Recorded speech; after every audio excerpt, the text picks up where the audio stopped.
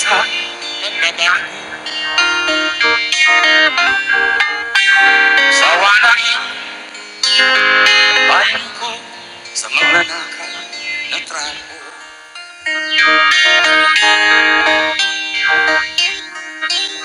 Madilim na kahapon, ikaw ang mag-aago. Sa piling mo, di ko mawawala yung korupsyon.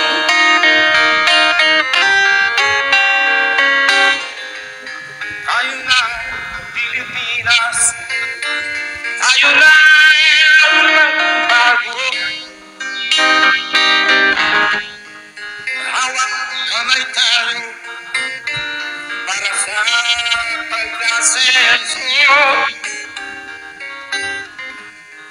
Ikaw at ako, tayong lahat kayo. Magandang araw mga ka-meet up, mga kababayan natin. O eto po, meron tayong nasasagap na balita mga kababayan.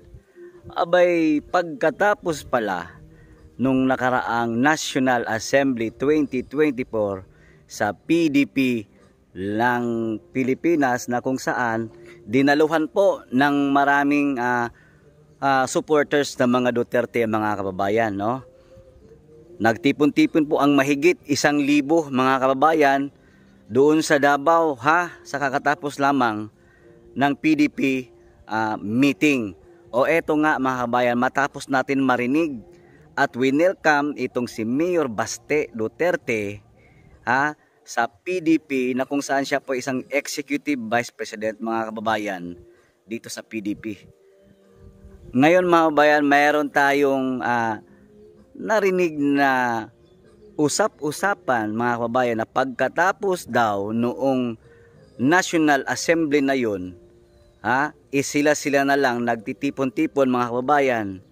Abay, maniniwala ba kayo na itong si Mayor Baste Duterte pala ay ang alas ng PDP na kukumpleto dyan sa line-up mga kababayan sa senatorial bet mga kababayan O kayo, agree ba kayo dun mga kababayan na si Mayor Baste ang kukumpleto? O ito po'y napag-usapan, ito po'y narinig natin, kumpirmado na tatakbo si Mayor Baste bilang senador sa 2025. Alam niyo po, malapit na po yung filing of candidacy. Yan po ang abangan natin mga kababayan.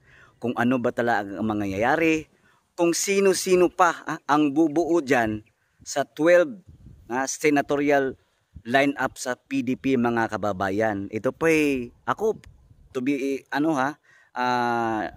hindi ko inaasahan yun, kasi ang alam ko lang is kasi bago pa lang bago lang si Mayor Baste na sumapi dyan sa PDP, na kung saan sinabi niya pa nga doon sa kanyang speech, eto na yung magandang timing, no? Kasi nga sinabi niya doon na nawala na daw talaga yung mga kasapi dati sa PDP, na kung saan wala namang mga bayag, walang paninindigan, no? Lahat daw ng mga natitirang PDP ngayon na mga members diyan o kabahagi ng grupo ay yun ang talagang totoong mayroong mga paninindigan. So nakakagulat po, no? Kasi kayo nga mga kababayan, tanungin ko kayo, approve ba sa inyo na si Mayor Baste ang bubuo sa 12-man lineup diyan sa PDP mga kababayan? Eto pa. Baka nga, no, itong si ex-PRRD, kasi mayroong usap-usapan na tatakbo sa Senado, pero hindi natin alam. Mayroong twist, pwede rin, no, na habang nasa lineup na po si Mayor Baste Duterte, ay baka naman etong si ex-PRRD ay magiging mayor ulit ng Davao mga kababayan. Abay, kaya kayo mga abusado, mga kababayan sa Davao City, lalong-lalo na sa panggigipit, no, dito mismo sa Davao City area, at binabalo-balahura nitong mga tambalos-los na mga administrasyon ngayon, humanda na kayo. Kasi pag once na upo ulit si Mayor, no, ex-PRRD dito sa Davao City, maghanda-handa na kayo.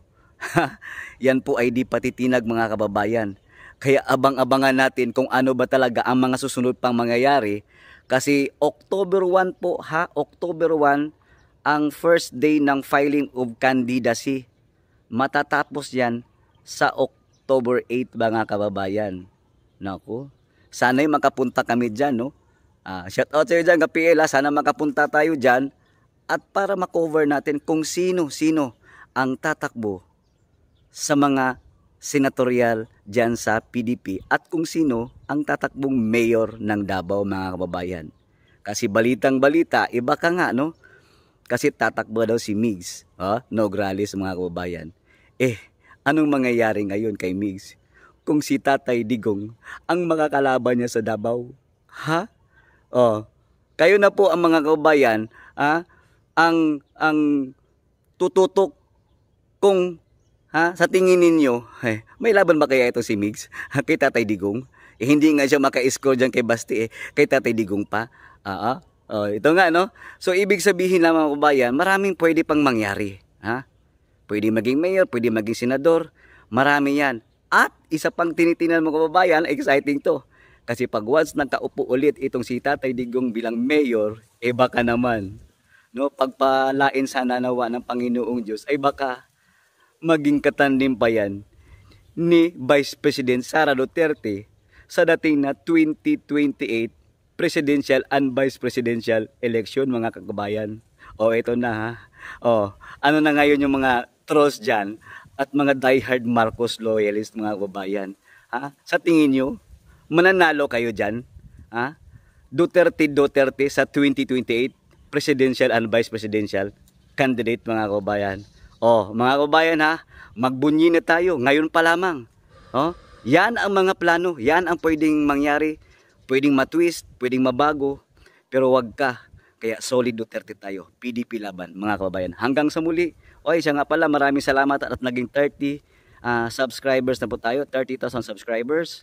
Tsaka nga pala, gusto ko lang magpasalamat sa Panginoon sa ibinigay sa atin na buhay mga kababayan na hanggang ngayon existing pa tayo sa bansa na sa buong Pilipinas at sa buong mundo mga kababayan.